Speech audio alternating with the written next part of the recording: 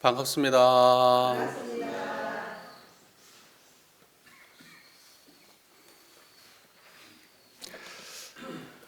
날씨가 굉장히 따뜻해졌네요. 갑자기 봄이 온 것 같아요. 예, 제가 난방기를 틀어놨는데 오니까 꺼져 있어가지고. 교도님들 그 일상을 어떤 마음으로 사시죠? 청정한 마음으로 일상을 사십니까? 그렇게 살아야 된다는 거는 맞는데 그렇게는 잘 안 되시죠? 네, 근데 그 잘 안 되는 지점을 우리가 잘 되게 만드는 게 사실 공부거든요. 그러니까 잘 안 되는 거는 어찌 보면은 우리가 그동안에 그렇게 안 살아왔기 때문에 잘 안 되는 거고, 앞으로 그렇게 살기 위해서 노력하는 거는 그건 앞으로 우리가 해야 될 일이고 그렇습니다.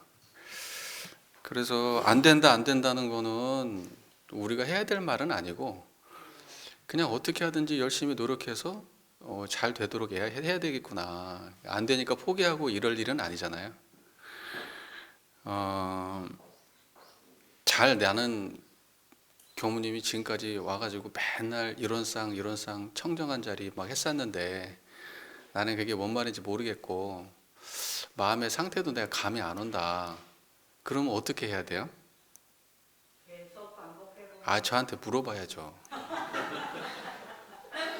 혼자서 모르는 걸 반복적으로 한다고 되는 게 아니고 모르는 거를 그냥 반복적으로 그냥 막 한다고 되는 게 아니고 잘 알아야죠. 그러니까 저한테 계속 물어보세요, 알 때까지. 그래서 우리 교도님들 올 한 해 지나가기 전에 한 해가 아니고 올 전반기 지나가기 전에 이 이론상짜리 청정한 마음짜리는 우리가 다 기본적으로 아는 걸로, 그래서 제가 이렇게 눈만 깜빡여도 바로 알아듣는 걸로, 부처님이 이렇게 설법하실 때 이렇게 꽃 한 송이를 들어 보였는데 마하가섭이 빙긋이 웃었잖아요.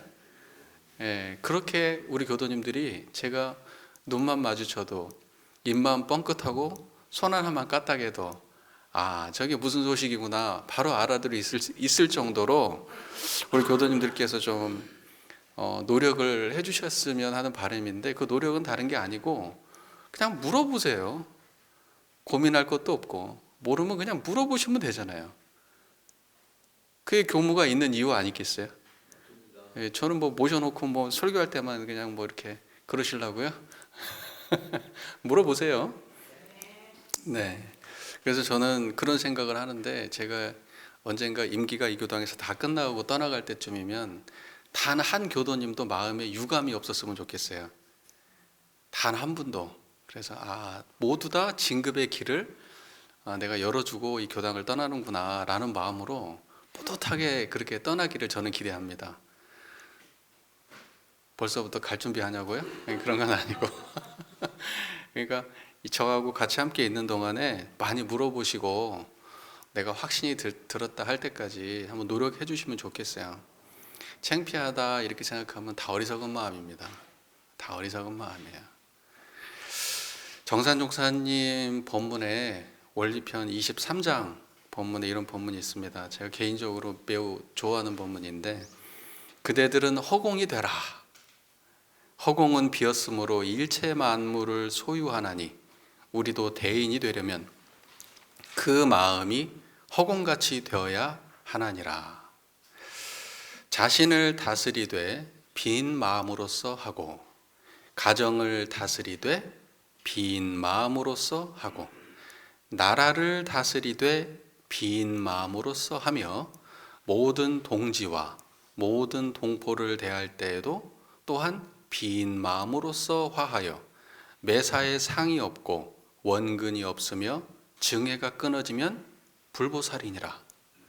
이렇게 정산종사님 법문해 주시는데, 여러분 청정한 그 마음이 빈 마음이잖아요.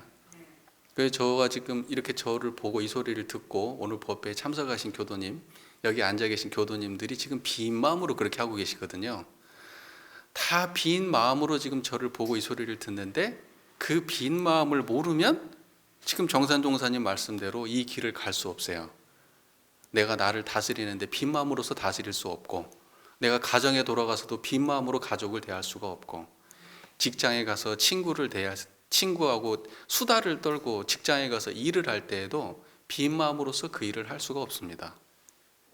지금도 빈 마음을 모른다면 그러면 우리가 원불교 다닌 보람이 어디 있겠습니까? 빈 마음을 알면은 그 빈 마음이 청정한 줄 알고, 청정한 줄 알면은 그게 이론상인 줄 알고, 그게 부처의 마음인 줄 알고, 모든 게 다 거기에서 나오는 줄을 알고, 또 모든 게 다 그 자리에 온전히 갖춰진 줄을 압니다. 그러니까 빈 마음을 자각하셔야 돼요. 우리 교도님들께서 그 노력을 좀 해주시면 어떨까? 우울합니까? 아니죠? 네. 지금 빈 마음으로 듣고 계신가요? 네. 그러면 그렇습니까? 네. 자, 저희가 요즘 사은을 공부하고 있잖아요. 천지은하고 부모은까지 끝냈고, 이제 오늘부터는 동포은을 공부할 시간입니다. 지난 시간에 공부했던 천지은과 부모은 우리 교도님들의 마음속에 남아 있습니까? 지나가고 없죠. 하지만은 유튜브 영상에는 있습니다. 그러니까 일상을 심심하다, 무료하다 하면서 다른 일 하지 마시고, 우리가 상시응용 주의사항에도 있듯이 일상에서 남는 시간이 있으면 경전복귀 연습하라고 했는데, 꼭 종이로 된 경전 보는 게 어렵잖아요. 그러니까 이제는 유튜브로 경전복귀 연습하면 되는 시대가 됐잖아요. 그러니까 영상을 틀어놓고 자주 들으십시오. 막 집중해서 들을 거 없고, 일상에서 그냥 가볍게 일하거나 산책할 때 들으셔도 되잖아요. 그러니까 많이 들으시면 많이 도움 되실 겁니다. 지나가고 안 들으면 잊어버립니다. 이번에 설교를 예를 들면 들었다 그러면, 제가 이거 설교 올리잖아요. 그러면 반복해서 들어보세요. 2주일 동안에 하루에 한 번이라도 반복해서 들으면 진급하지 간급은 안 합니다. 그래서 진급의 길을 가기 위해서 우리가 교도님이 되신 거고 교당에 오시는 거니까 진급의 길을 꼭 가셨으면 좋겠습니다. 진급이 뭔가를 화두로 삼으셨으면 좋겠어요. 어떻게 동의가 되십니까? 오늘부터 동포원을 공부하려고 하는데요. 천지부모 동포 법률을 대할 때 우리의 마음이 어때야 되겠어요? 천지부모 동포 법률을 대하는 우리의 마음이 어때야 되겠어요? 청정해야죠. 빈 마음이어야죠. 이론상이어야죠. 그래서 모든 순간이, 천지부모 동포 법률을 대하는 모든 순간이 빈 청정한 마음이면 감사도 그 안에 있고, 은혜도 그 안에 있고, 보은도 그 안에 있고, 지혜와 복락이 다 그 안에 이미 다 갖춰져 있다. 다른 곳에 찾을 게 없이 이미 우리의 온전한 청정한 마음자리를 가지고 천지부모 동포 법률을 대하면서 일상을 사시면 된다. 그렇게 말씀을 드립니다. 원불교 어렵습니까? 쉽습니까? 어렵습니까? 이해는 쉽죠? 실천이 어렵죠. 실천은 항상 어려워요. 아침밥 꼬박꼬박 챙겨 먹는 실천도 어렵잖아요. 살 빼려고 이제 조금 줄여야지 또는 운동해야지 하는 실천도 어렵잖아요. 하물며 불보살 되는 신천이 그렇게 쉽겠습니까? 그죠? 정전 1 동포 피은의 강령을 좀 봉독해 보려고 하는데요. 정전 33쪽 한번 보실까요? 동포은 동포 피은의 강령 33쪽 함께 봉독하겠습니다. 우리가 동포에게서 입은 은혜를 가장 쉽게 알고자 할진대, 먼저 마땅히 사람도 없고 금수도 없고 초목도 없는 곳에서 나 혼자라도 살 수 있을 것인가 하고 생각해 볼 것이니, 그런다면 누구나 살지 못할 것은 다 인증할 것이다. 만일 동포의 도움이 없이, 동포의 의지가 없이, 동포의 공급이 없이는 살 수 없다면 그같이 큰 은혜가 또 어디 있으리요. 대범 이 세상은 산업공상에 4가지 생활 강령이 있고, 사람들은 그 강령 직업하에서 활동하여 각자의 소득으로 천만 물질을 서로 교환할 때 오직 자리이타로서 서로 도움이 되고 피은이 되었나니라. 그냥 줄줄 읽으면 모르는 거 별로 없죠? 예, 그 뻔한 이야기를 오늘 교도님들께 좀 드리려고 합니다. 한 번 읽어보면 아는 얘기지만은 또 이렇게 꼼꼼히 곱씹어 보면은 그 안에 또 우리가 알지 못했던 새로운 맛들이 드러납니다. 동포 피은의 강령은 이렇게 시작하죠. 우리가 동포에게서 입은 은혜를 가장 쉽게 알고자 할지인데, 그러니까 동포 피은의 강령이라는 것은 어떤 내용을 담고 있냐면 우리가 동포에게서 입은 은혜를 가장 쉽게 알려주는 내용이에요. 우리가 동포에게서 입은 은혜를 가장 쉽게 알려주는 내용이 동포 피은의 강령의 내용이다. 이렇게 이해하시면 되겠죠. 자, 동포라는 거를 교리적으로 좀 정리를 해보려고 합니다. 동포라고 하는 것이 교리적으로 무언가. 동포는 천지부모 동포 법률의 사은 중에 하나죠. 네, 그래서 그러면 이제 사은 전체 중에 하나니까 우리가 그 동안에 공부를 해왔던 교리상에서 사은이 차지하는 위치가 어떤 건지 명료하게 이해하면 동포에 대한 이해도 분명해지지 않을까요? 맞죠? 그러면 우리가 제일 첫 번째 공부했던 게 개교의 동기 아닙니까? 개교의 동기에는 가장 그 큰 개념이 물질의 세력과 정신의 세력이 나옵니다. 자, 그러면 동포라고 하는 거는 물질의 세력이겠습니까? 정신의 세력이겠습니까? 정신의 세력이겠습니까? 물질의 세력이잖아요. 어허, 이봐. 공부 안 한다니까. 그냥 법회만 듣고 끝이야. 물질의 세력입니다. 물질의 세력. 정신의 세력이 아니고 어디예요? 천지부모 동포 법률이 다 물질의 세력이죠. 그래서 개교의 동기에서 정신의 세력, 물질의 세력 그럴 때 동포는 어디에 해당한다? 물질의 세력에 해당하는 겁니다. 그 다음에 이제 교법의 총설로 넘어오면은 그런 말이 있잖아요. 법신불 일원상을 신앙의 대상으로 모시잖아요. 신앙의 대상과 수행의 표본으로 모시고 천지부모 동포 법률의 사언과 수양연구 취사의 사막을 신앙과 수행의 강령으로 모신 종교가 원불교잖아요.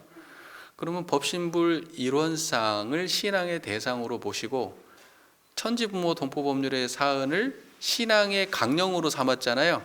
그러니까 사언이라고 하는 것은 신앙의 대상이에요, 신앙의 강령이에요. 신앙의 강령이라는 것은 무슨 말이냐면 내가 법신불 일원상을 항상 모시고 천지부모 동포 법률을 대한다는 뜻이에요. 그러니까 내가 언제 법신불 일원상을 모셔야 되느냐, 언제 어느 순간에 법신불 일원상을 떠나지 않아야 되느냐, 법신불 일원상의 지혜를 빌려야 되느냐, 천지부모 동포 법률을 대할 때. 그래서 사언을 신앙의 강령이다, 그렇게 말하는 겁니다. 무슨 말인지 이해가 되십니까? 네. 그래서 동포원은 신앙의 강령이에요. 그럼 동포원을 대할 때 여러분 어떤 마음으로 대해야 될까요? 청정한 마음으로 대해야죠. 청정한 마음으로. 여기도 잘 이해가 되셨어요? 그냥 개교의 동기도 이해를 했고 교법의 총설도 이해를 했습니다. 이제 이론상으로 넘어가 볼까요? 여러분 이론상 아주 짱짱하게 공부하지 않았습니까? 짱짱하게 공부한 건 뭐 이미 다 어디 가버리고 없죠? 네. 이론상의 진리의 관점에서 보면은 이론은 우주만유의 본원이요 그랬습니다. 우주만유의 본원, 우주만유 중에 하나가 동포죠. 재불재성의 시민 그랬습니다. 재불재성이 동포죠. 일체중생의 본성이라고 했습니다. 그 일체중생이 동포죠. 제 말 맞아요? 틀려요? 그 다음에 대소유무의 분별의 경지로 드러나는 것이 동포죠. 선악옥보의 차별로 드러나는 것이 동포죠. 맞아요? 언어명상이 완연해서 시방삼계가 장중히 한 구슬같이 드러나는데 언어명상이 완연해야 드러나는 게 동포는 아닙니까? 자, 이게 무슨 말인가 참 이제 힘들다, 그죠? 힘들어요. 넘어갑시다. 그 얘기를 다 하자면 시간이 없어서. 이론상 소원문의 관점에서 보면은 여러분, 이론상 소원문에는 어떻게 돼 있죠? 유상과 무상으로 돼 있잖아요. 맞아요? 그러면 천지부모 동포법률의 사은은 유상세계요, 무상세계예요? 무상세계죠. 유상은 상주불멸 여여자연한 세계가 유상세계고, 그 다음에 성주계공으로 생로병사로 흥망성쇠로 심신작용으로 진급과 강급으로 은생어의 해생어운으로 변화하는 세계는 무상세계라고 하잖아요. 그러니까 동포라고 하는 거는 무상세계일까요, 유상세계일까요? 무상세계겠죠. 무상세계겠죠. 여러분, 동포하면 떠오르는 생각이 있을 것이고, 동포라고 하는 말도 있을 것이고, 동포에게서 받은, 어떤 사람은 동포 그러면 이미지가 좋은데 어떤 분은 동포 그러면 불편할 수도 있잖아요. 그 모든 거는 무상이에요, 유상이에요? 무상이잖아요. 밥 먹을 때 동포 있어요, 없어요? 맛있는 것만 있지 동포 없잖아요. 예. 친구들하고 어디 놀러 가면 동포 있어요, 없어요? 아름다운 산천만 있잖아요. 동포가 없지. 그러니까 동포라고 하는 거는 내가 인식할 때 드러나는 거지, 항상 상주불멸 여여자연하게 눈앞에 드러나 있는 존재는 아니잖아요. 그래서 동포를 무상이라고 얘기하는 거예요. 무상 아닌 거 있어요, 없어요? 무상 아닌 거 없잖아요. 여러분 삶에서 경험하는 모든 게 무상이잖아요. 대표적으로 여러분이 가장 집착이 센 무상은 뭐예요? 예? 건강? 자식이지. 아유, 자식. 그 무상한 자식한테 그냥 아주 인생을 걸고 사시죠? 그것 때문에, 그 무상한 자식놈 때문에 그냥 아주 행복하고 불행하고 하시죠? 그래서 중생을 못 벗어나는 거예요. 그래서 어떻게 해야 돼요? 자식을 대할 때 무상한 생각으로, 무상한 감정으로, 이렇게 무상한 인연으로 자식을 대해야 돼요? 청정한 마음으로 대해야 돼요? 청정한 마음으로 대하셔야죠. 말은 잘해 우리가, 그죠? 이론상 법어의 관점에서 보면은 어떻게 돼 있어요? 시방삼계가 이 원상의 질각, 시방삼계가 다 오가의 소유인 줄을 알며 할 때 시방삼계의 한 모습이 동포원 아니겠어요? 시방삼계라는 게 천지부모 동포 법률을 다 포함한 거지만 시방삼계의 하나의 모습이 동포원일 거 아니에요? 맞죠? 그 다음에 우주 만물이 이름은 각각 다르나 둘이 아닌 줄을 안다고 했는데, 우주 만물이 각각 다른, 우주 만물이 이름이 각각 다른 모습으로 전개되어 있는 게 그게 동포의 모습 아니에요? 맞죠? 그리고 원만구족하고 지공무사한 마음을 쓰는 존재들, 그게 동포들이에요. 지금 어딘가에서 일하고 있고, 어딘가에서는 슬퍼하고 있고, 어딘가에서는 기뻐하고 있는 내 수많은 내 주위의 동포들이 다 그 심신작용을 어느 자리에서 하고 있어요? 원만구족하고 지공무사한 자리에서 하고 있어요. 그게 동포들의 모습이에요. 개성의 관점에서 보면 유는 무로 무는 유로 돌고 돌아 지극하면 유암과 구공이나 구공역시 구족이라, 이렇게 돼 있잖아요. 유는 변하는 자리, 무는 불변하는 자리. 그러면 동포는 변하는 자리예요, 불변하는 자리예요? 변하는 자리겠죠. 자, 그러면 교전에 나와 있는 이 우리가 앞서 공부했던 전체적으로 교리적으로 동포원이 어느 맥락에 속하는 이야기인지 대충 구분되시잖아요. 천지부모 동포 법률이 다 똑같겠죠? 네. 자, 제가 이렇게 그 동포원을 우리의 교리 체계와 연관지어서 말씀을 드리는 이유는, 교리 공부는 항상 앞선 내가 어떤 부분에서 교리를 공부하더라도 그거는 독자적으로 따로 존재하는 교리는 없어요. 그 교리는 무조건 앞의 교리와 저 뒤의 교리와 다 맥을 같이 하고 있습니다. 그래서 항상 어느 부분을 공부하든지 교리적 맥락을 통일해가지고 볼 줄 아는 안목이 있어야 돼요. 그게 없으면은 교리가 각자 따로 놀고 아무리 공부를 해도 시간이 지나도 그 사리 연구력이 생기질 않습니다. 이 제 말 이해가 되시죠? 그래서 항상 맥락을 짚어야 돼요. 교리적 맥락을 짚을 줄 알아야 됩니다. 그런데 제가 이 지금 동포원을 설명할 때 무상의 차원에서만 지금 동포원을 정리를 해드렸잖아요. 이게 지금 우리가 쉽게 알 수 있는, 아무나 알 수 있는 동포의 모습이에요. 누구나 인식하고 있는 동포는 다 무상한 모습의 동포들이죠. 맞죠? 근데 제가 이 이야기를 왜 드렸느냐? 제가 지금부터 드리고 싶은 이야기는 동포라고 하는 것은 무상의 차원에서만 존재하는 동포가 아니라 유상의 차원에서 존재하는 동포가 있다. 지금 그 얘기를 드리고 싶어요. 그럼 유상의 차원에서의 동포는 뭐냐? 이제 정산 종사님이 이거에 대해서 매우 선명하고 깔끔한 법문을 해주셨어요. 정산 종사님이 이 법문은 저희가 한번 읽어봤으면 좋겠어요. 봉독을 했으면 990쪽입니다. 정산종사법오 도움편 36장입니다. 990쪽 한번 펴보세요. 자, 990. 네. 이어 말씀하시기를 삼동윤리의 둘째 강령은 동기연계이니 곧 모든 인종과 생령이 근본은 다 같은 한 기운으로 연계된 동포인 것을 알아서 서로 대동화합하자는 것이니라. 이 세상에는 이른바 사색인종이라고 하는 인종이 여러 지역에 살고 있으며 같은 인종 중에도 여러 민족이 있고 같은 민족 중에도 여러 씨족이 여러 지역에 각각 살고 있으나 추구해 본다면 근본되는 기운은 다 한 기운으로 연하여 있는 것이므로 천지를 부모 삼고 우주를 한 집 삼는 자리에서는 모든 사람이 다 같은 동포 형제인 것이며 인류뿐 아니라 금수 곤충까지라도 본래 한 큰 기운으로 연결되어 있나니라.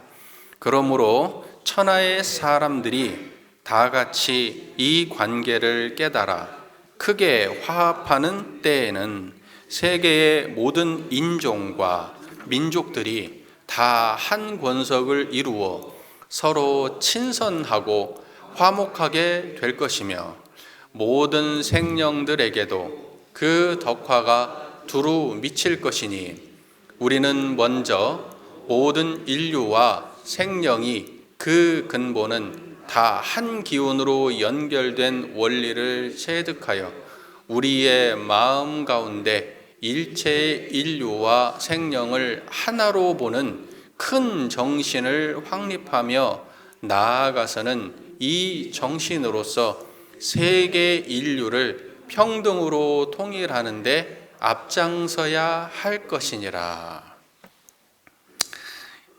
글로 읽으면 줄줄 읽히죠.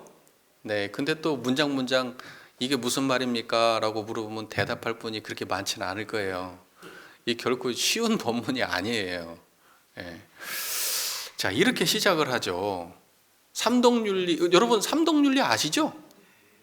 정산종사님의 개송이 동원돌이, 동기연계, 동척사업의 삼동윤리가 대종사님의 마지막 개송이잖아요. 그러니까 동원돌이, 동기연계, 동척사업 중에서 두 번째 동기연계에 관련된 내용입니다. 정산종사님의 법문 중에서 핵심 법문에 속하는 거예요. 매우 핵심 법문에.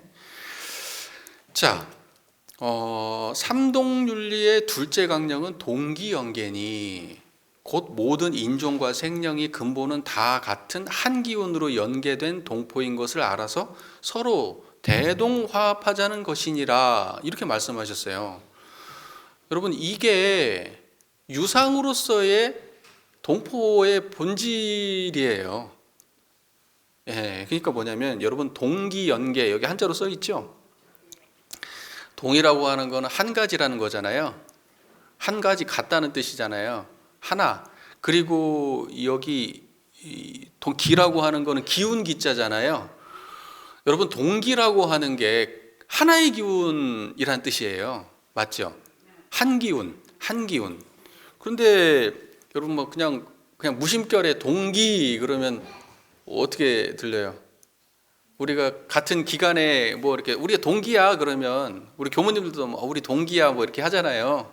그러면 그 같은 시기에 같이 공부한 사람들이라는 뜻이잖아요. 그때는 무슨 기수할 때 기자 쓰잖아요. 예, 그다음에 동기. 또 뭐 그 사람은 동기가 뭐야? 왜 그렇게 했대? 할 때 그 동기는 이 동기 아니에요? 예. 그래서 이 동기라고 하는 거는 사전을 찾아보면 뭐라고 되어 있냐면은 형제, 자매 이렇게 되어 있어요. 형제, 자매, 남매 이게 동기예요. 그러니까 하나의 부모님의 뱃속에서 나온 자식들을 동기라고 하는 거예요. 뭔 말인지 아시겠어요? 그러니까 여러분은 지금 하나의 부모님 밑에서 나온 형제 친척들이 형제가 있어요, 없어요? 있는 분도 있고 안 계신 분도 있겠죠. 형제가 있으면 그 형제를 같은 기운의 존재라고 하는 거예요. 동기. 뭔 말인지 이해가 되세요? 한 기운이다, 동기. 이 연계라고 하는 거는 무언가 이어짐으로 맺어진 거예요. 하나의 기운으로 이어져 맺어진 관계란 뜻이에요. 그걸 동기 연계라고 하거든요. 그거를 동포라고 하는 거예요. 그러니까 동포하고 동기라는 말하고는 같은 말이에요, 다른 말이에요? 이 같은 말이에요. 그러니까 동포라는 말을 정산종사님께서는 동기라는 말로 쓰신 거예요. 그래서 동포하고 동기는 동의어예요, 동의어. 그래서 동기형 곧 모든 인종과 생명이 근본은 다 같은 한 기운이다라고 할 때 여러분 우리가 지금 한 기운을 공유하고 있는 존재란 말이에요. 그게 한 기운이 뭐겠어요? 청정한 자리. 답은 빤하잖아요. 그러니까 그 청정한 한 기운에서 우리가 같음이 있어요? 생각이나 감정이나 경험이나 모든 건 다 다르잖아요. 생김새도 다르고. 그런데 그 모든 경험이 일어나는 청정한 그 자리는 우리가 조금도 다르지 않고 똑같단 말이에요. 그걸 보고 동기라고 하는 거예요. 그리고 그걸 다른 말로 동포라고 하는 거예요. 동포라고 하는 거는 그것도 한 가지 동자, 태포자, 하나의 뱃속이란 뜻이에요. 그러니까 한 뱃속에 나온 자식들을 동기라고 하잖아요. 한 뱃속을 동포라고 하는 거예요. 그래서 같은 말이에요. 그러면 동기하고 동포가 같은 말이니까 동포라고 할 때 그 동포의 경지는 동기의 경제잖아요. 그게 한 기운의 자리잖아요. 그걸 동포라고 하는 거예요. 그게 그러면 동포라고 하는 거는 뭐냐? 청정한 이게 동포예요. 그래서 청정한 이 자리를 공유하는 모든 존재를 동포라고 하는 거예요. 뭔 말인지 아시겠어요? 우리 혜인님과 제가 동포예요, 동포. 동기고. 맞아요? 저하고 청울 회장님 동포예요. 동기고. 이해가 잘 되십니까? 근데 현실적으로는 어때요? 현실적으로는 각자 엄마가 다 따로 있잖아요. 어머니, 아버지가. 맞아요? 그런데 진리적 관점, 깨달은 관점에서 볼 때, 이론상의 유상의 관점에서 볼 때는 모든 존재가 다 동포고 동기예요. 다시 말해서 형제란 뜻이에요. 형제, 자매, 남매란 뜻이에요. 다 하나의 어머니의 뱃속에 들어있는. 여러분은 지금 어머니의 뱃속에서 저를 보고 계신 거예요. 어머니의 뱃속에서 이 소리를 듣고 계신 거예요. 이거를 동포라고 하는 거예요. 제가 말하는 그 자리가 여러분이 듣는 그 자리예요. 이게 동포예요. 하나의 뱃속이라고요. 이해가 되면 좋은데 안 되면 어쩔 수 없고 시간은 정해져 있으니 모르면 물어봐야 되는데 뭐 물어볼 생각도 안 하시죠? 물어보세요. 예, 밥 먹을 때 옆자리에 앉아서 물어보시고, 차 마실 때 옆자리에 와서 물어보시고, 법회 끝나면 달려와서 물어보시고, 좀 물어보세요. 모른 채 넘어가지 마시고. 창피할 거 없어요. 안 물어보는 게 창피한 거지. 아시겠죠? 네. 자, 그래서요, 무상의 관점에서 보면 각자가 어머니가 다르지만 유상의 관점에서 보면 전부 동포예요. 전부 동포입니다. 뭔 말인지 이해가 되시죠? 동포고 동기예요. 우리가 대한민국 사람들끼리 동포라고 하잖아요, 보통. 왜 대한민국 사람들이 동포예요? 우리가 단군의 자식들이라 동포예요. 하나의 부모님을 저 위에 올라가면은 한 부모를 공유하기 때문에 동포라 그래요. 이 말 이해가 되는 거 맞죠? 다른 나라도 마찬가지예요. 일본 가면은 거기에도 그 사람들을 다 이어주는, 그 사람을 동포로 만들어주는 신화가 있는 거고, 다른 나라 어디를 가도 오래된 민족들은 보면은 그 사람들을 엮어주는 어머니가 다 있어요. 그래서 그 사람들끼리 동포가 되는 거예요. 그런데 원불교에서는 인류를 묶어주는 동포를 말하고 있는 거예요. 그렇지, 실제로 우리는 전부 다 보면은 전쟁도 많이 겪었고, 뭐 몽골 사람 피도 섞였고, 일본 사람 피도 섞였고, 중국 사람 피도 섞였고, 요새는 서양 피도 섞여가지고 아주 그냥 다 민족이 혼합되는 시대에 살고 있어요. 맞아요. 그러니까 우리가 육체적으로 물리적으로는 하나의 어머니라고 얘기하기도 어려운 시대에 살고 있어요, 지금. 그런데 성리적으로 깨달은 성자의 관점에서 보면은 이미 존재하는 모든 인류는 다 하나의 어머니를 공유하고 있는 거예요. 하나의 어머니 밑에 자식들이에요. 앞으로 우리 이후에 살아날 모든 인류도, 그 우리 이전에 살았던 모든 인류도 다 동포예요. 동기고. 이 말이 이해가 되세요? 와, 얼굴이 확 피어야 되는데, 이런 세계가 다 있었나? 인류가 이걸 알아야 되거든요. 인류가 이걸 몰라서 난리예요, 지금. 예? 지금 남과 북이 이걸 몰라서 난리고, 각 세대마다 갈등하는 것도 이걸 몰라서 난리예요. 우리가 전부 다 같은 어머니를 모신 자식들이라는 거. 이거를 철두철미하게 자각하신 분들이 성자고, 중생은 그런가 보다 하는 사람들은 그래도 공부한 사람들이고, 대부분은 근처도 못 가고, 생각도 못 하고 살죠. 여러분, 원불교 만난 게 얼마나 다행입니까? 맞아요? 자, 정산종사님 다음 본문 말씀에 이렇게 돼 있어요. 이 세상에는 이른바 사색인종이라고 하는 인종이 여러 지역에 살고 있으며, 같은 인종 중에도 여러 민족이 있고, 인종 중에도 민족이 있잖아요. 그죠? 또 민족 중에서도 또 씨족이 있잖아요. 맞아요? 우리 뭐 대한민국 한민족이라고 하지만 박씨, 김씨, 이씨 뭐 다 있잖아요. 막 씨족이 있어요. 그 다음에 또 사는 것도 막 달라가지고, 뭐 경상도, 전라도 뭐 해가지고 막 지역 감정도 있고 막 난리가 아니잖아요.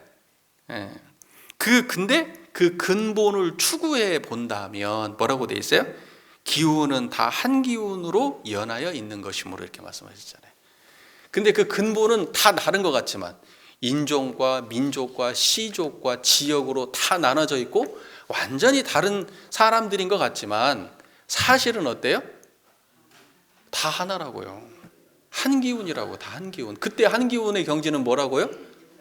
청정한 이 자리에, 청정한 이 자리로 하나예요. 이게 마음에 와닿으면, 진심으로 와닿으면 그야말로 대단한 거고, 쉽지 않죠. 그럴싸한데 쉽지 않아요. 우리가 사색인종 그러면 뭘 사색인종이라고 하죠? 흑인, 백인, 황색, 그다음에 이제 회색, 그죠? 갈색.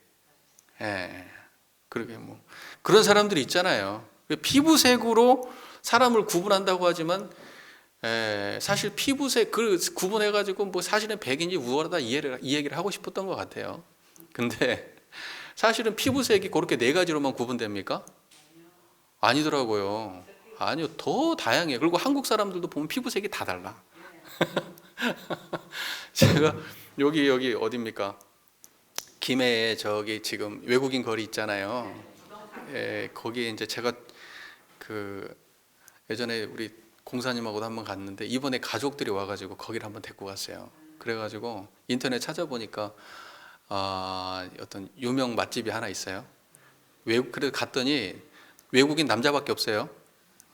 그 우즈베키스탄 사마르칸트라는 식당인데, 거기 다 외국인들만 앉아 있다고, 남자들만. 그래서 우리 가족들 들어가가지고 뭐 거기 뭐 한국어로 돼 있지도 않아요. 그래서 이거 시켜가지고 먹었는데 너무 맛있는 거예요.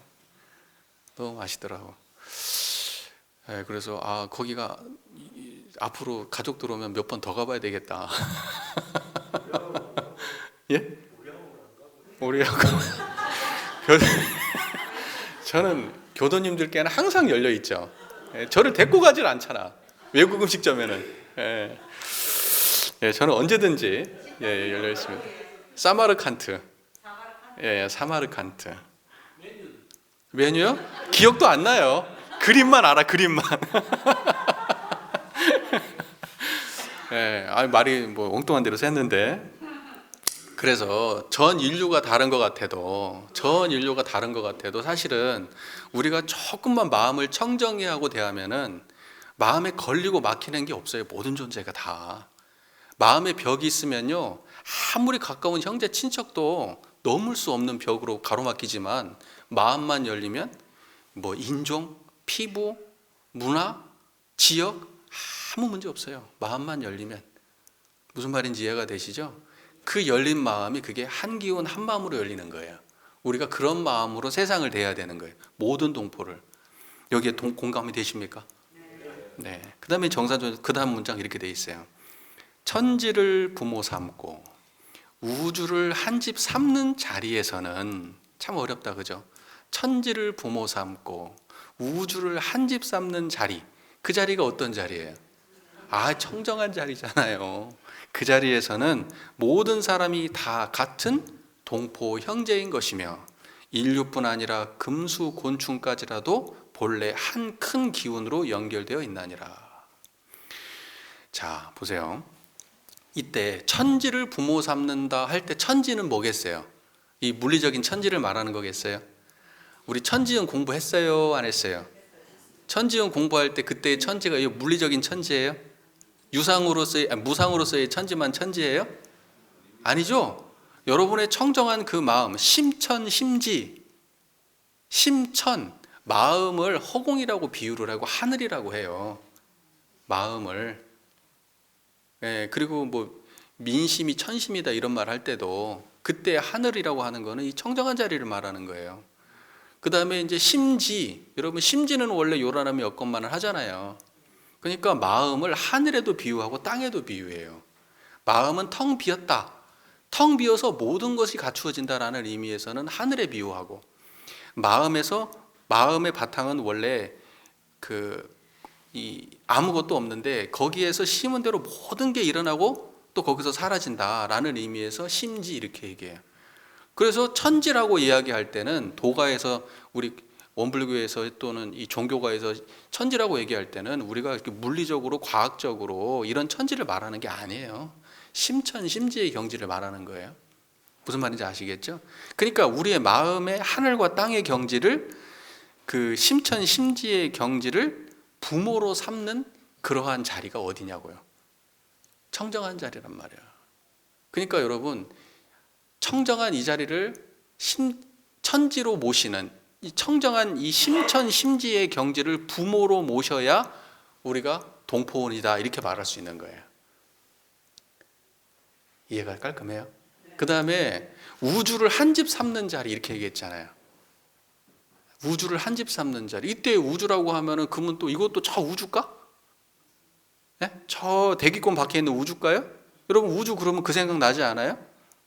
달이 있고 저 태양이 있고 저기 무슨 성운이 있고 성단이 있는 저 대기권 밖에, 우리 지구 밖에 세상을 우주라고 사람들이 보통 이야기하잖아요. 그 우주가 아니에요. 정산종산이 무슨 천체 물리학을 공부한 것도 아니고, 그때 우주라고 하는 거는 우리가 살고 있는 이 시공간을 우주라고 하는 거예요. 우리가 살고 있는 시공간을 우주라고 하는 거예요. 지금 여기가 우주예요. 무슨 말인지 아시겠어요? 저 밖이 우주가 아니고 내가 말하고 생각하고 판단하고 인연 맺고 행복하고 불행하고 그 모든 나의 삶이 펼쳐지는 이 공간을 우주라고 하는 거예요. 네. 그래서 이 우주의 공간, 여러분이 말하는 그 공간이 제가 듣는 그 공간하고 같은 공간이에요? 다른 공간이에요? 그러니까 이거를 한 집안 삼아야 돼요. 모든 인류가 사실은 이 자리에 살고 있거든요. 이것이 한 집안인 줄을 아는 그 경지가, 청정한 이 자리를 아는 경지가, 그게 바로 동포를 아는 자리예요. 우리가 동포인 자리란 말입니다. 동기연계의 자리예요, 그게. 참 어렵다, 그죠? 말도 어렵게 해놨어요, 그죠? 하지만 여러분, 그 모든 말이 가리키는 자리는 청정한 이 자리입니다. 동의가 되십니까? 자, 재밌다, 그죠? 재밌어요. 그래서 천지를 부모 삼고 우주를 한 집안 삼는 자리는 청정한 이 자리고, 이 자리는 모든 사람들이 다 같은 동포 형제로 만나는 자리이고, 단지 인류만 그런 게 아니라 금수와 곤충까지도 다 동포다. 전부 다 이 자리를 공유하는 존재들이라는 거예요. 이해가 잘 되십니까? 네. 그래서 보통 일상에서 쓰는 우리가 동포라는 개념하고 원불교의 동포원에서 사용하는 동포라는 개념은 영 다른 거예요. 일상에서 동포 그러면 우리 한국 사람, 저 중국이면 중국 사람, 이런 사람들이 동포죠. 무슨 말인지 이해되시죠? 그렇게 구분되어 있잖아요. 그리고 동포의 개념에 무슨 초목 금수는 어디에 갈 일이 있겠어요? 그런데 원불교에서 이야기하는 동포는 전 인류를 대상으로 하는 것이고, 그 다음에 전 생명 있는 모든 존재를 대상으로 하는 거예요. 그게 동포예요. 왜? 지금 청정한 이 한 자리를 공유하는 존재들이기 때문에, 그 한 자리에서 나온 동기이기 때문에. 됐습니까? 자, 이제 그 다음 문장을 보면 이렇게 되어 있어요. 그러므로 천하의 사람들이 다 같이 이 관계를 깨달아 크게 화합하는 때에는, 천하의 사람들이 이 관계를 깨달아야 되는데, 그래야 다 같이 화합을 하는데 왜 우리가 이렇게 화합을 하지 못하느냐? 천하의 사람들이 이 관계를 깨닫지를 못하고 사니까 그런 거예요. 그러면 우리가 원불교 다니고 우리가 해야 될 책임이 뭐예요? 우리는 이 자리를 깨닫는 게 우리가 해야 될 일이고요. 그리고 이 자리를 가지고 세상 사람들을 깨우치는 게 우리가 해야 될 일이에요. 그게 여러분이 가진 의무와 책임입니다. 교당이 있어야 될 이유고요. 제 말로 동의가 되시죠? 예. 그래서 이 관계를 깨달아 크게 화합하는 때에는 세계의 모든 인종과 민족들이 다 한 권속을 이루어, 한 권속이라는 건 한 식구란 뜻이에요.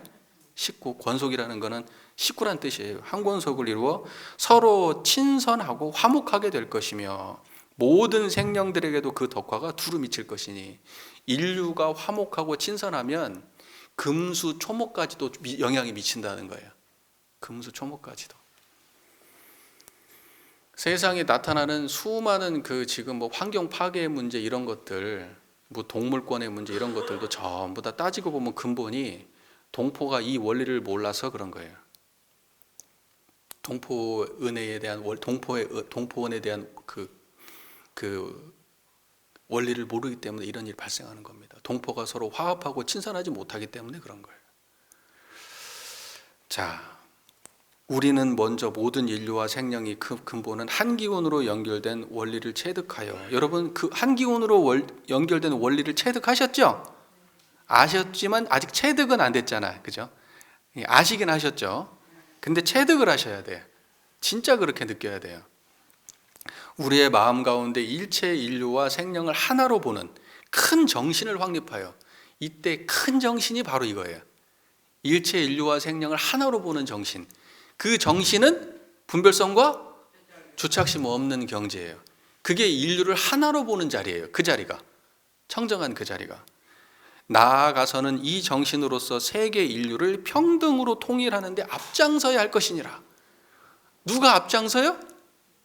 여기 계신 여러분들이. 언제 앞장서요?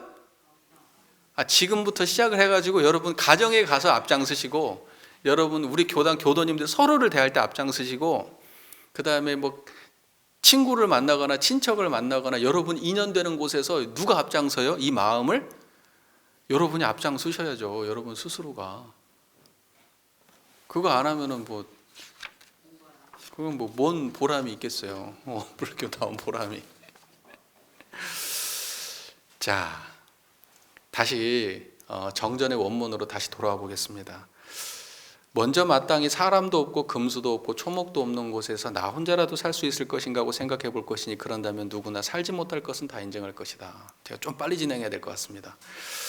우리는 본질적으로 유상의 관점에서 하나의 부모에게서 나온 동포고, 천지를 부모 삼은 동포고 우주를 한 집안 삼은 동포고, 그래서 우리는 한 형제이기 때문에 서로 돕고 살아야 되고 서로 이해하고 친하고 화하고 서로 배려하고 그렇게 살아야 되는데, 그렇게 살아본 적도 없고 살 생각도 안 하고 알지도 못하죠. 네, 이제 이걸 어떻게 해야 되나요? 이제 이게 문제입니다. 예, 요즘 세상을 보면은 이렇습니다. 1인 가구가 전체 가구 수의 1인 가구가 전체 가구 수의 35%가 넘어가고 있대요. 1인 가구가. 그다음에 이제 결혼도 사람들이 이제 많이 안 하고 있고, 그다음에 이제 결혼했어도 아이를 안 낳고 있는 시대입니다. 출생률이 점점 낮아지고 있습니다. 인구 절벽 시대를 얘기하고 있고, 지방 소멸을 얘기하고 있고, 어떤 사람은 조금 지나치게 국가 소멸을 이야기하기도 하더라고요. 네, 근데 뭐 그렇게까지야 되겠습니까? 네, 근데 그 정도로 위기라는 거고, 인구가 적어도 잘 사는 나라 많아요. 문제는 그게 속도가 사회가 적응할 만한 속도로 이렇게 완만하게 내려가면 좋은데, 너무 급속도로 떨어지고 있어서 사회가 이거를 갖다 적응하는 게 좀 어렵고 지금 이런 상황이라서 그렇지, 인류가 뭐 언제 이렇게 많았습니까? 지금은 너무 많습니다, 인류가 사실은. 예. 그러니까 저는 뭐 사람 숫자 줄어드는 게 막 대단하게 큰일로 보이진 않아요. 제가 먹고 사는데 신경 안 쓰고 살아서 그런지는 모르겠는데.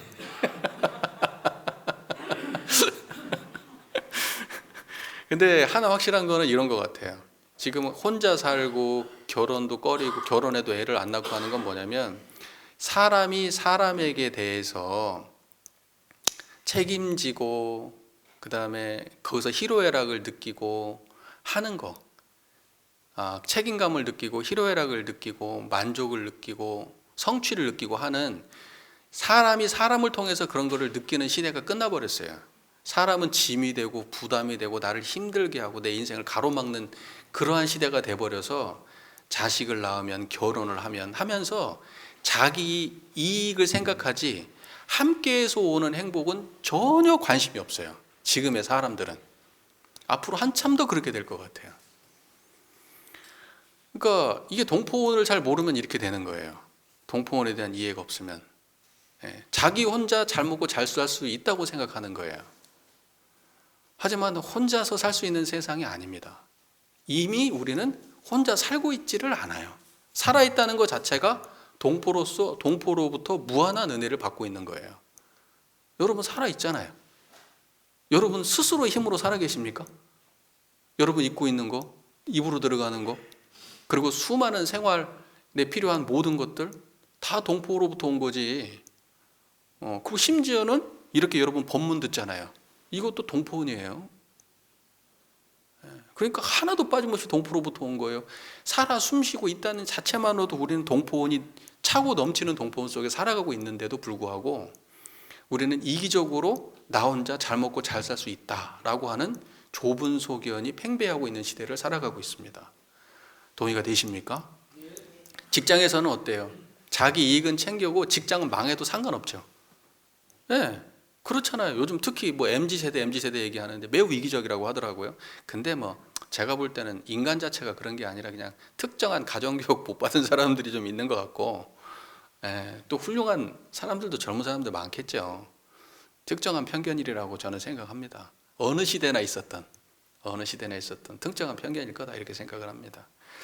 근데 그런 분위기는 확실히 있는 것 같아요. 옛날에는 직장은 자기 삶이었고 자기 일터였고 직장과 나의 운명을 같이 했는데, 지금 그런 시대는 이미 아니에요. 저는 이것이 옳다 그르다 얘기를 하고 싶은 게 아니에요. 이미 모두가 자기 개인화되어 있고 소속감으로부터 오는 어떠한 만족도 사람들은 취하지 않으려고 합니다. 짐이 되면 언제든지 버릴 수 있고 떠날 수 있는 거예요. 근데 직장만 그런 게 아니라 종교도 똑같아요.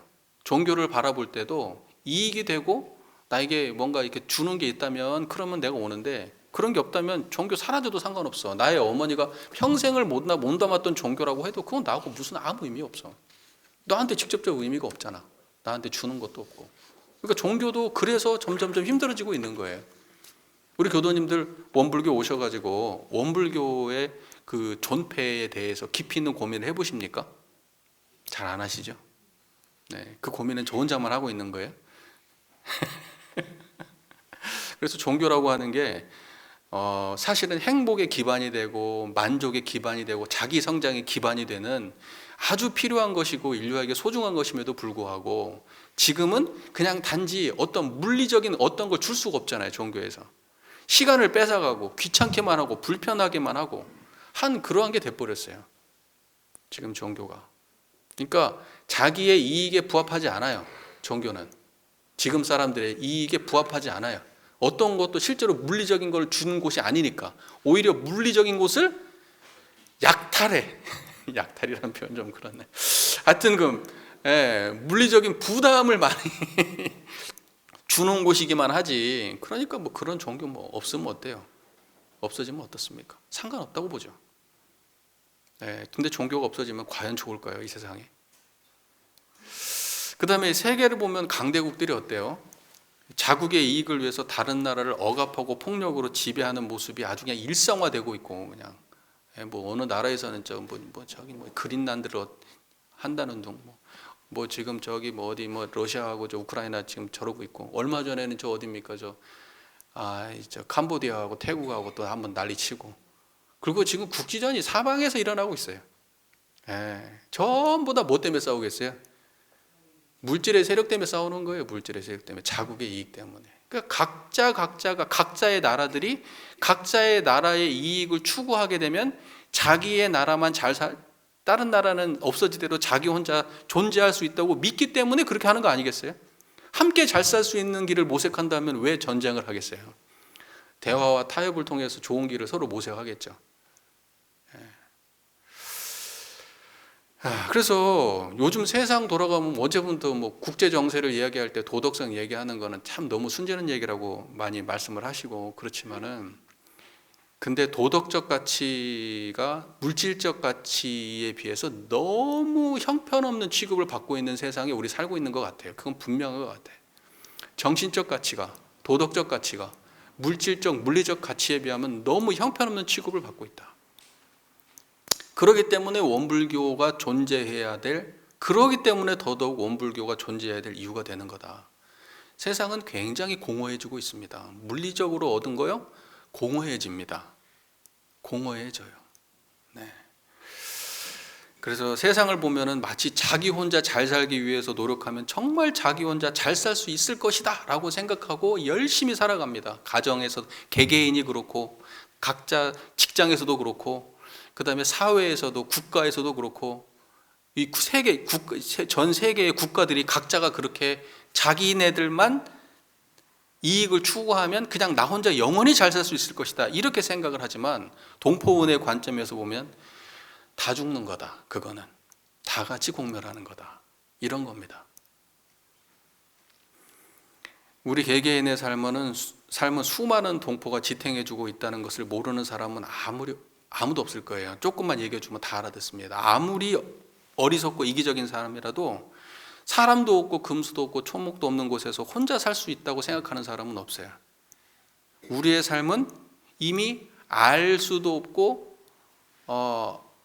전혀 알 수 없을 만큼 수도 없는 동포가 얽히고 얽혀서 세상이 돌아가고 있고, 그 안에서 지금 내가 살고 있는 것입니다. 대종사님은 절대 인류는 혼자 살 수 없다라고 분명하게 말씀을 하십니다.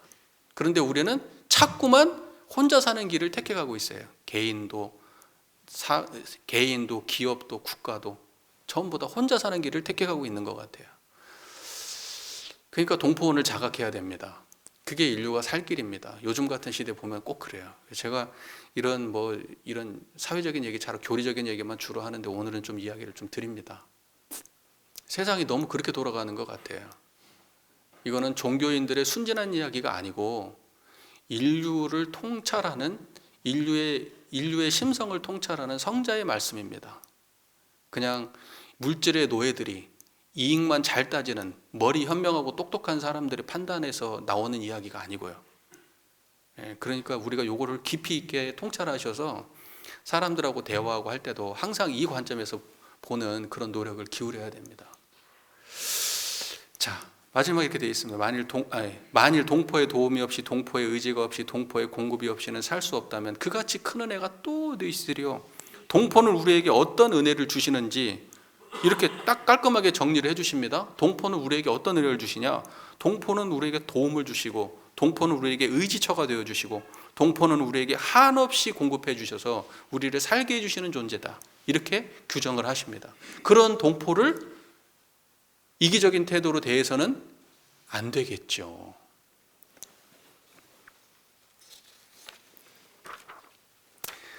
자, 이미 우리에게 의지가 되시고 공급이 되시고 우리를 도움을 주시는 그런 동포를 실제로 그러한 것이라고, 동포라고 하는 것은 우리에게 그런 존재라는 걸 자각해서 은혜가 가득한 세상으로 나아가기를 바라는 게 대종사님의 깨달음입니다.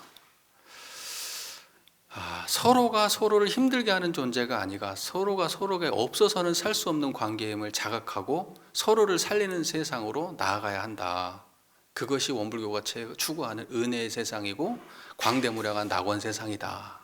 여러분 동의가 되십니까? 자, 마지막으로 이렇게 말씀하십니다. 이 세상은 산업공상의 4가지 생활 강령이 있고 사람들은 그 강령 직업화에서 활동하여 각자의 소득으로 천만 물질을 서로 교환할 때 오직 자리타로서 서로 도움이 되고 피은이 되었나니라.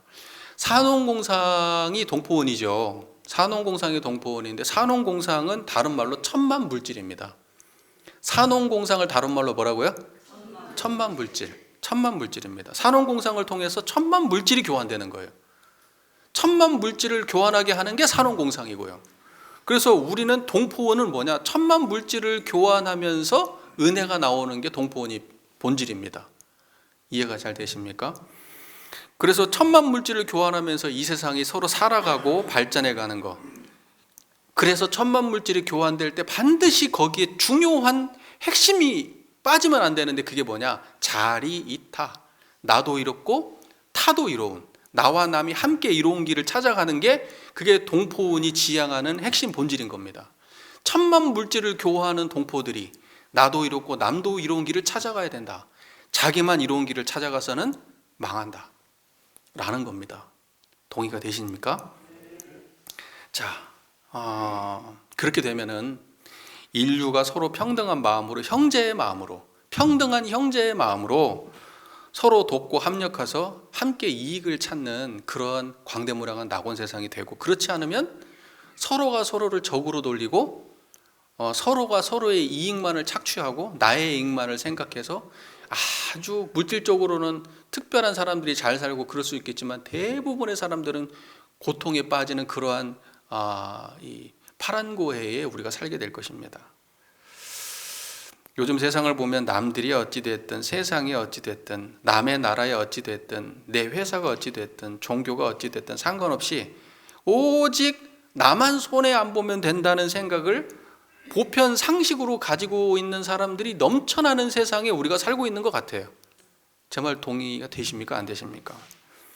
양보하면 손해고 이해하고 받아들이고 하면 바보 멍충이에요. 그러니 세상 물정 모르는, 아직 세상 더 살아봐야 될 놈, 세상을 너무나 아름답게 바라보고 있는, 꿈속에 살고 있는 놈이다. 이러면서 오히려 비판받는 시대에 우리가 살고 있는 것 같아요. 자리타해의 삶이 진짜 현명한 삶이겠습니까? 전 인류가 나가야 될 삶이 자리타해, 나는 이롭고 남은 해로운 삶을 살아야 되겠습니까? 자리이타여야죠. 자리이타여야죠. 자리타해는 안 됩니다. 대종사님은 이 세상이 서로가 서로를 이롭게 하는 세상으로 나가야 한다고 말씀하십니다. 가족이 나를 살리고 내가 가족을 살려야 됩니다. 자식이 부모를 살리고요, 부모가 자식을 살려야 돼요. 학교가 학생을 살리고 학생이 학교를 살리고, 회사가 직원을 살리고 직원이 회사를 살리고, 종교가 신자를 살리고 신자가 종교를 살리고, 국가가 국민을 살리고 국민이 국가를 살리고, 나라가 세계를 살리고 세계가 나라를 살리는 관계, 인류가 초목금수를 살리고 초목금수가 인류를 살리는 그런 관계, 그쪽으로 나아가는 게 자리이타입니다. 동포호는 바로 그러한 세상을 만들자는 대종사님의 포부와 경륜을 담은 법문입니다. 어때요? 그냥 마음에 뭔가 그냥 마음에 뭔가 뭉클함이 오지 않습니까? 저도 설교를 준비하면서 참 성자는 성자다. 주세불은 주세불이다. 진짜 이 회상에 들어와가지고 이왕 만약에 저 같은 사람은 사실 종교인 해야 될 것 같아요.